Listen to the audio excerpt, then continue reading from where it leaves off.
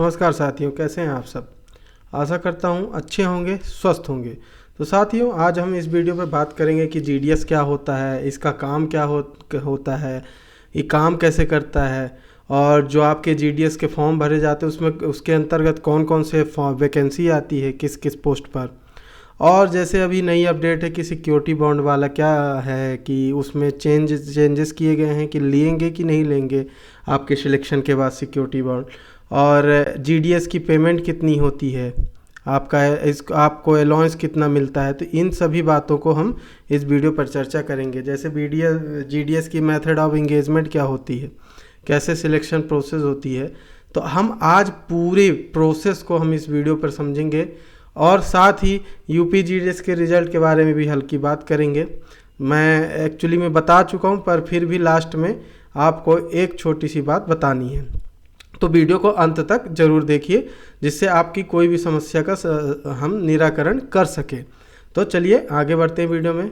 तो देखिए, जो जॉब प्रोफाइल होती है इसमें डाक सेवक की होती है, जिसमें सबसे पहली पोस्ट आती है आपकी branch post master.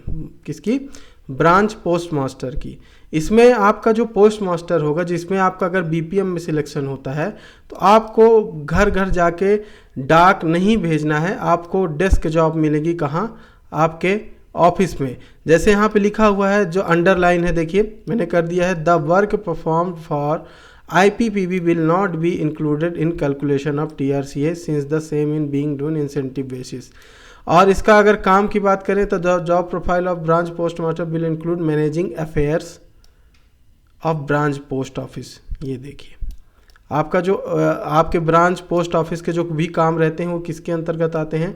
Office work, जो भी आपके फाइल्स वगैरह हैं सब कौन देखता है? ब्रांच पोस्ट मास्टर देखता है।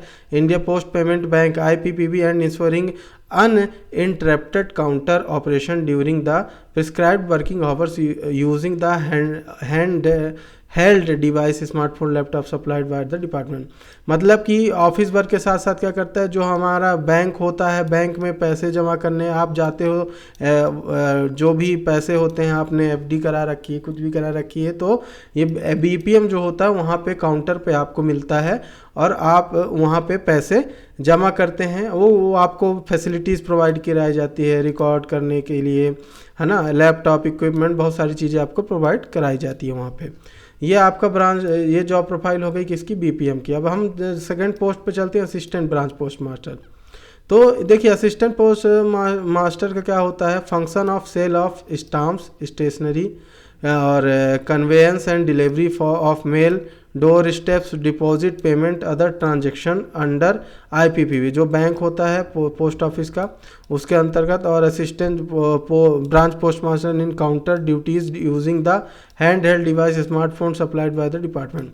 तो देखिए, ब्रांच पोस्ट मास्टर का काम होता है, जो भी हम जैसे टिकट सेल करते हैं, आप पोस्ट ऑफिस से टिकट खरीदने जाते हैं तो वो किसके पास मिलती है, आप किससे खरीद पाते हैं? तो वो होता है ABPM का काम।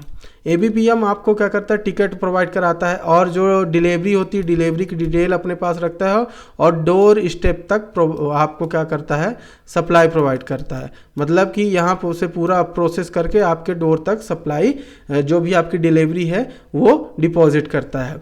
और ये आपकी पेमेंट भी देखता है, जिसमें से जो आपके IPPB के द्वारा ट्रांजैक्शंस होते हैं, आपका काउंटर ड्यूटीज़ भी इसकी लगाई जा सकती हैं। जैसे मैंने BPM अगर अनुपस्थित हैं तो उसकी जगह पे ABPM को भी वहाँ पे काम करना पड़ जाता है। फिर नेक्स्ट डे अगर हम बात करें डाक सेवक की, तो डाक सेवक का अधिकतर काम कहाँ पे होता है? फील्ड वर्क होता है। इसको भी एक फील्ड वर्क भी होता है, और साथ साथ आपको यहाँ पे आपको क्या मिलती है? The job profile of Dak Sevak will include function of sale of stamps and stationery, conveyance and delivery of mail and any other duty assigned by the post master. और सब पोस्ट मास्टर, जो पोस्ट मास्टर होता है, इनकी duty निर्धारित करता है कि आप ये जैसे ABPM अनुपस्थित है तो आप टिकट सेल कर लीजिए, ये सब काम भी आपको दिया जा सकता है। और साथ में आपको क्या, जो भी मेल हैं, जो भी पार्सल्स हैं, उनको क्या करना है? असाइन करना है, एक साथ व्यवस्थित ढंग से करना है, और उनके डाटा को एकत्रित करना है, और साथ साथ आपको डोर स्टेप पे जाके उनकी सप्लाई भी करना है। ये काम होता है आपका डाक सेवक का। ठीक है, अब हम बात करते हैं आपके अलाउंस के, time related continuity allowance TRCA। तो हम ये जो है the following minimum TRCA shall be payable to the categories of GDS as mentioned in directorate order number ये इतना और डेटेड है 2018 से ये आपका ऑर्डर लगाया गया है और इसी बेस पर अभी भी पेमेंट दी जा रही है। तो आपका जो BPM पोस्ट होती है, BPM के लिए आपका कितने, ये आपका मिनिमम आपका अगर TRCA लेवल 1 है और मिनिमम 4 घंटे आपका है काम करने का तो आपको 12,000 मिलेंगे, और 5 घंटे का काम करने का है तो उसमें आपको 14,500 रुपये मिलते हैं। और यहीं अगर ABPM और डाक सेवक की बात करें तो 10,000 रुपये 4 घंटे के आवर्स में और आपका 12,000 रुपये 5 घंटे के उसमें, ये लेवल 2 होता है। ठीक है, इसमें 2 स्लैब में काम किया जाता है, लेवल 1 में 4 घंटे का और लेवल 2 में 5 घंटे का। तो इसमें BPM को आपको 12,000 4 घंटे में और 14,500 लगभग 15 के आसपास आपको 5 घंटे के लेवल 2 में मिलती है BPM को। ABPM और डाक सेवक दोनों को सेम पेमेंट प्रोवाइड कराई जाती है क्योंकि सेम वर्क भी होता है इनका। और 10,000 4 घंटे के अलाउंस में और 5 घंटे के अलाउंस में 12,000 रुपये TRCA प्रोवाइड कराया जाता है। तो ये रही बात पेमेंट की। अब आगे बढ़ते हैं तो एजुकेशन क्वालिफिकेशन, इसमें बहुत बच्चों को डाउट होता है कि हम भर सकते हैं कि नहीं, हम भर सकते हैं कि नहीं, तो इसमें पूरा आपको क्लियर हो जाएगा। तो इसमें सबसे मेन होता है secondary school examination pass with 10th standard passing marks. तो देखिए आप इसमें आपको सिर्फ और सिर्फ 10th पास होना चाहिए। अब इसमें कुछ चीज़ों को और ध्यान रखना है, जिसमें मैथमेटिक्स होना चाहिए, लोकल लैंग्वेज एंड इंग्लिश आनी चाहिए, having been studies and compulsory और elective subject conduct by any recognised board of school education by the government of India, state government, union territory in India shall be mandatory education qualification for all approved categorise of Gramin Dak सेवक।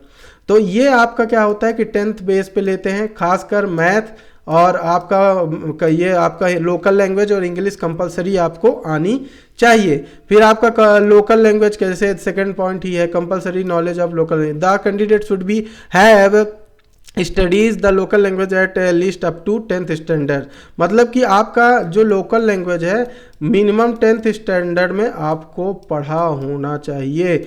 और ये आपका क्या होना चाहिए, compulsory है क्या, elective subject, मतलब जैसे हम एडिशनल सब्जेक्ट ले लेते हैं, कभी स्पेशल हिंदी इंग्लिश, अगर आपके क्षेत्र की भाषा तेलुगु है, तमिल है या कोई और भाषा है तो वहाँ पे आपको इलेक्टिव सब्जेक्ट क्या होना चाहिए, उसे आप 10th स्टैंडर्ड तक पढ़े रहना चाहिए, आपका वो जरूरी है, कंपलसरी है। As a declared by the state government as per constitutional provisional relating to the 8th schedule, 8वें शेड्यूल में जो भाषाएं दी गई हैं उसके अनुसार आपकी जो भी लोकल लैंग्वेज है वो आपको 10th स्टैंडर्ड तक पढ़े रहना चाहिए, कंपलसरी है। और आप 10th अगर पास्ड हैं तो आप इस फॉर्म को अप्लाई कर सकते हैं। मिनिमम 10th क्वालिफिकेशन है, उसके ऊपर आप कुछ भी किए रहें उससे कुछ फर्क नहीं पड़ता, मेन आपका जो 10th के परसेंटेज होते हैं उससे आपका सिलेक्शन होता है।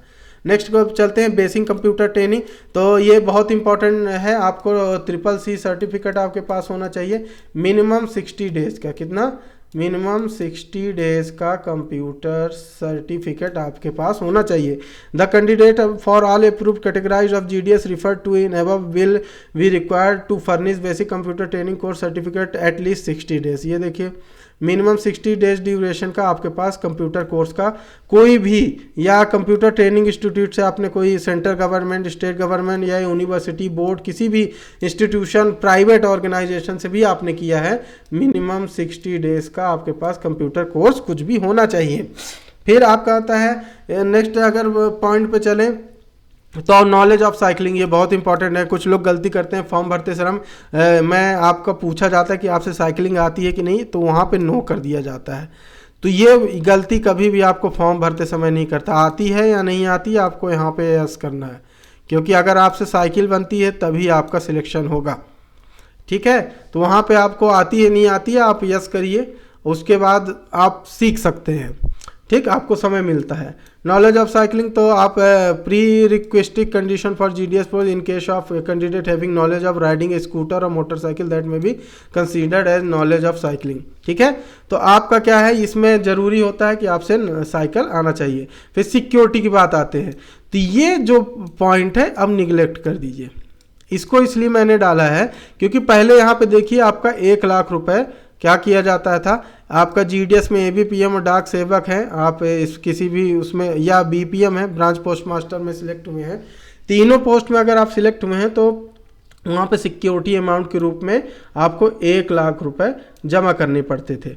जब आपका डॉक्यूमेंट वेरिफिकेशन हो जाता था तो वहाँ पे आपको सिक्योरिटी अमाउंट जमा करना पड़ता था। पर अभी नवंबर में आपके 17 नवंबर के बाद से ये रूल लाया गया है कि जो भी अब नई वैकेंसी आएंगी उसमें आपको सिक्योरिटी अमाउंट नहीं जमा करना पड़ेगा। तो ये बहुत बड़ी खबर है, तो इसे भी आप अभी इजीली ले सकते हैं, आपका अभी सिक्योरिटी अमाउंट नहीं जमा। तो मेथड ऑफ इंगेजमेंट, तो मेथड ऑफ इंगेजमेंट पूरी ऑनलाइन प्रोसेस होती है। ये देखिए, will be continue with online engagement process of engagement of all categories of GDS and noticed by directorate letter number, ये और ये। तो देखिए, जो भी आपकी प्रोसेस होती है पूरी ऑनलाइन प्रक्रिया होती है। आपका ऑनलाइन ही मेरिट लिस्ट बनाई जाती है आपके परसेंटेज, 10th के परसेंटेज बेस पर, उसी बेस पे ये आपका मेथड ऑफ इंगेजमेंट होता है। पूरी ऑनलाइन प्रोसेस के रूप में आपका सिलेक्शन होता है। तो ये जितनी भी बातें थी इस पूरे मैटर में आपको ये समझ में आया कि ये पूरी जॉब प्रोफाइल क्या होती है और इसके साथ साथ हमें पेमेंट क्या प्राप्त होती है, ये पूरा सिस्टम कैसे वर्क करता है जीडीएस का, हमने इस बारे पर चर्चा की। तो अब हम बात कर लेते हैं रिजल्ट के बारे में। तो रिजल्ट के लिए एक बुरी खबर है कि जीडीएस का जो यूपी जीडीएस का रिजल्ट है वो लगभग अभी उसमें 20 से 25 दिन लग सकते हैं। तो आप लोग इंतज़ार करिए, कोई जल्दीबाजी की बात नहीं है, और जो भी मुझे खबर मिलेगी मैं तो आपको अपडेट करता रहता हूँ। तो अगर आप चैनल पर नए हो तो चैनल को सब्सक्राइब करिएगा, वीडियो को लाइक करिएगा, अपने दोस्तों के साथ भी शेयर करिए, और हमें सब्सक्राइब करके अपना प्यार बताइए और हमारे साथ जुड़िए, हम ऐसी अपडेट लाते रहते हैं।